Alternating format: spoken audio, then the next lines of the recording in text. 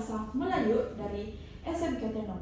Hari ini kita akan membincangkan satu cadangan penting, yaitu untuk mewujudkan subjek komunikasi dan literasi media di sekolah.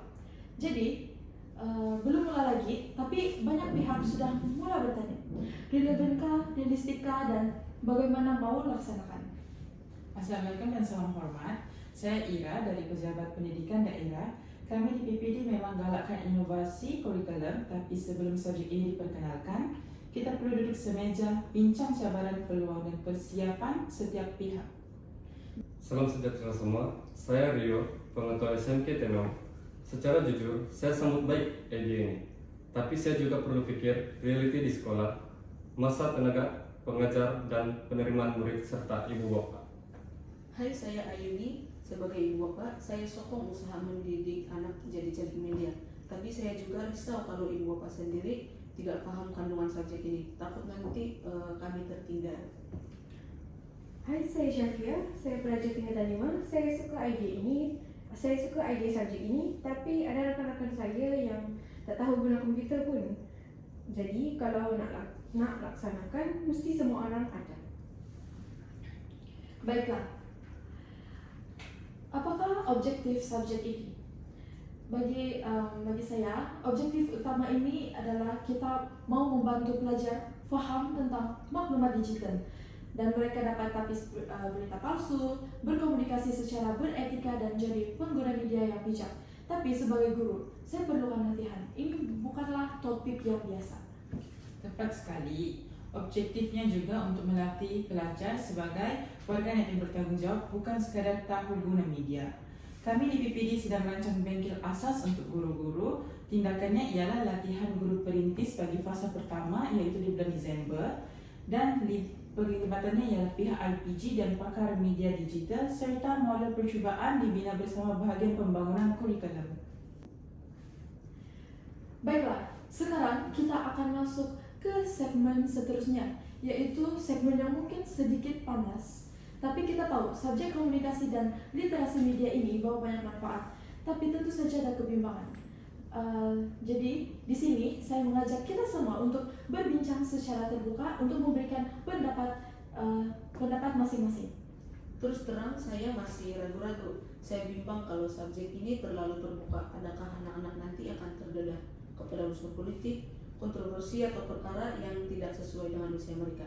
Kami ibu bapak juga tidak mahu anak-anak kami terlalu bebas sampai hilang batas mereka. Saya paham sangat kebimbangan itu, Makcik. Tapi sebenarnya sekarang pun kami dah terdedah sebab ramai pelajar ikut cari TikTok, dapat berita dari WhatsApp. Biasanya sekarang kami tiada panduan rasmi. Kalau subjek ini diajar, kami boleh belajar tapis maklumat dan kawal tingkah laku digital kami sendiri. Saya lihat hujah kedua-duanya betul.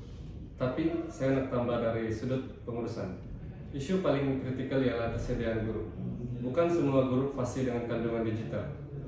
Apatah lagi menyampaikan isu semasa dengan etika dan keseimbangan. Kita tak mau pula nanti guru ditekan karena kurang latihan. Benar itu Tuan Rio. Malah dari pihak daerah sendiri, kami hadapi cabaran, akses dan infrastruktur khususnya di sekolah luar bandar. Ada sekolah masih kekurangan peranti dan liputan internet. Kalau subjek ini wajib, adakah semua murid dapat peluang yang sama?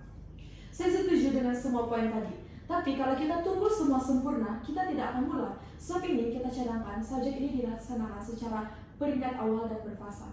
Kita boleh mulakan dengan sekolah rintis dan sediakan latihan intensif guru selama 3 bulan dan juga model fleksibel yang boleh disesuaikan dengan capaian teknologi sekolah dan silibus yang dikawal untuk mengelak unsur sensitif dan fokus pada nilai dan bertanggung jawab. Mungkin boleh juga adakan sesi debat terus berkala dengan ibu bapak. Kalau kami diberi panduan atau model pemantauan, kami boleh paham dan bantu anak kami dari rumah. Itu cadangan yang bernas. Kita sedang bangunkan satu portal, yaitu literasi media keluarga, di mana ibu bapak boleh tonton video panduan, baca tip, keselamatan digital dan berinteraksi dengan guru secara maya. Saya sebenarnya percaya bahwa subjek ini dia bukan beban, tapi merupakan senjata untuk para pelajar di masa depan. Dan Sebagai pelajar, kalau kami ada pengetahuan berkenaan dengan media dan komunikasi, kami bukan sahaja pelajar yang lulus dalam pemeriksaan, tapi juga akan menjadi generasi yang cerdik maklumat dan tak mudah dipengaruhi. Saya setuju, cuma saya akan pastikan pelaksanaan dibuat secara berstruktur. Mungkin subjek ini dimasukkan sebagai elemen berantas kurikulum dahulu, sebelum diwajibkan sepenuhnya. Saya rasa kalau ada taklimat dan bimbingan yang jelas, mungkin ibu bapak pun boleh terima, dan mungkin juga boleh libatkan kami dalam aktiviti, contohnya ceramah bersama ibu bapak atau model panduan ringkas untuk kami ajar anak kami di rumah. Itu cadangan yang bagus. Kami sedang bangunkan portal literasi media keluarga. Di situ nanti akan ada video tip pemantauan dan kuis interaktif. Ibu bapak boleh akses dari rumah. Saya yakin yang subjek ini dia tak akan menjadi beban, tapi akan menjadi satu kelebihan buat kami pelajar. Dan kami sebagai pelajar, kami belajar bukan sahaja belajar untuk sekadar lulus pemeriksaan, tapi juga kami hendak jadi bijak dalam dunia sebenar, iaitu dunia digital yang penuh maklumat dan juga manipulasi. Sebagai guru, saya berharap pihak kementerian terus sokong kami dengan latihan berterusan, sumber pengajaran interaktif, dan peluang kolaborasi antara sekolah. Jadi saya dapat ringkaskan, yaitu pelaksanaan akan dijalankan secara berperingkat. Kita akan mulakan dengan sekolah rintis, latihan guru dan taklimat ibu bapa, serta model percubaan dan pemantauan yang berterusan.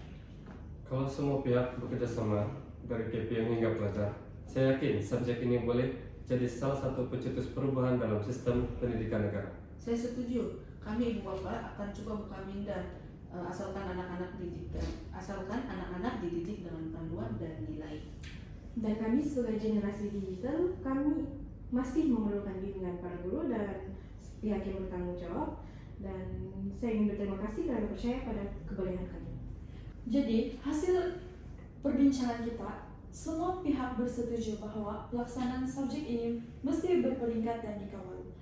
Latihan guru dan taklimat ibu bapa juga menjadi komponen penting dalam 3 bulan yang terawal. Sekolah rintis dan kawasan berinfrastruktur lengkap akan jadi fokus awal, dan model dan kandungan akan dipantau ketat, dan silibus akan fokus kepada etika, tanggung jawab, dan juga pemikiran yang kritikal untuk ditanamkan dalam pelajar. Jadi, pelajar, guru, ibu bapa akan terus terlibat secara aktif dalam pemantauan dan penambahbaikan subjek ini. Terima kasih semua atas pandangan yang jujur dan matang. Baiklah, terima kasih semua. Semoga usaha kita dalam memperkenalkan subjek komunikasi dan literasi media akan membuka lembaran baru dalam bidang pendidikan. Sama-sama kita pastikan anak cerdik media, bijak berkomunikasi, beretika di alam digital. Bye!